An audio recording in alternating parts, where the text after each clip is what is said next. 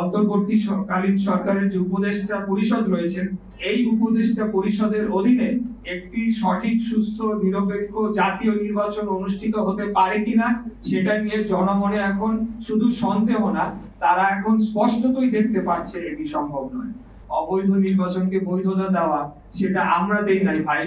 অবৈধ নির্বাচনকে বৈধতা আদালত দিয়েছেন বিচারিক প্রক্রিয়ার মাধ্যমে, সেটাকে মেনে নিতে হবে। সেটা যদি কেউ মানতে অস্বীকার করে তাহলে ধরে নিতে হবে তারা আদালতকে অবমাননা করছে। এই মামলার রায়ের তারিখ 27 মার্চ 2025-এ এই মামলার রায়টি আমরা পাই। পরবর্তীতে নির্বাচন কমিশন কর্তৃক গ্যাজেট প্রকাশের তারিখ 27 এপ্রিল 2025। 27 এপ্রিল 2025 তারিখে নির্বাচন কমিশন রায়ের কপিটি হাতে পাওয়ার পর তার যে বাধ্যবাধকতা রয়েছে 10 দিনের মধ্যে গ্যাজেট প্রকাশ করার, সেই গ্যাজেটটি তারা প্রকাশ করে। আইন উপদেষ্টা বললেন যে আমাদের কাছে মতামতের জন্য পাঠানো হয়েছে, যেটি নির্বাচন কমিশনের দরকার নেই, তারা স্বাধীন সাংবিধানিক প্রতিষ্ঠান। পরক্ষণে তিনি বললেন যে কিন্তু আমাদের মতামত না নিয়েই তারা গ্যাজেটটি করে ফেলেছে। এখন গ্যাজেটটি বা আইনি মতামতের জন্য যে ফাইলটি 5 দিন যাবত তার টেবিলে পড়েছিল, সেই বিষয়টি কিন্তু উল্লেখ করা হয় নাই। এখানে নির্বাচন কমিশনের একটা বাধ্যবাধকতা রয়েছে, রায়ের পূর্ণাঙ্গ কপিতে স্পষ্ট লেখা হয়েছে 10 দিনের মধ্যে গ্যাজেট করতে হবে, না হলে তারা কন্টেম্পট অফ কোর্টে পড়ে যেতে পারে।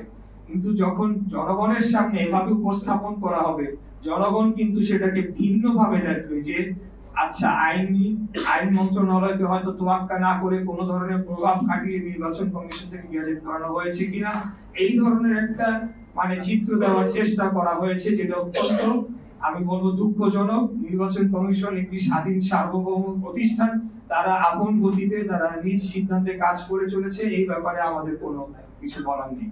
গ্যাজেট প্রকাশের 20 দিন হয়ে গিয়েছে, এখন পর্যন্ত আমাকে শপথ গ্রহণ করানোর জন্য কোনো ধরনের পদক্ষেপ বর্তমান সরকার নেয় নাই, যেটি কিনা তাদের এখতিয়ারে পড়ে। বর্তমান সরকার বলতে স্থানীয় সরকার বিভাগকে বোঝানো হচ্ছে, যেখানে নির্বাচন কমিশন থেকে এই নির্দেশনাটি গ্যাজেট সহ স্থানীয় সরকার বিভাগে অর্থাৎ স্থানীয় সরকার মন্ত্রণালয় বরাবর পাঠানো হয়।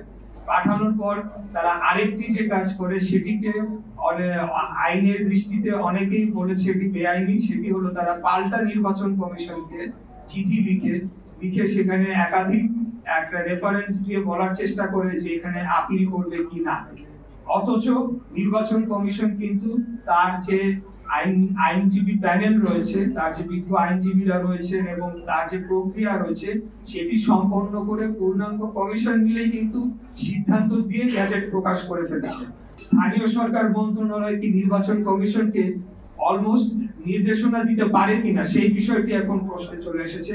তো এখানে আমরা দেখছি যে নির্বাচন কমিশনের উপর ইতিমধ্যেই এই সরকার এক ধরনের হস্তক্ষেপ শুরু করেছে, এবং সেটি আগামী জাতীয় নির্বাচনের আগে কি ধরনের প্রভাব ফেলতে পারে সেটা নিয়ে জনগণ এখন শঙ্কিত হয়ে পড়েছে।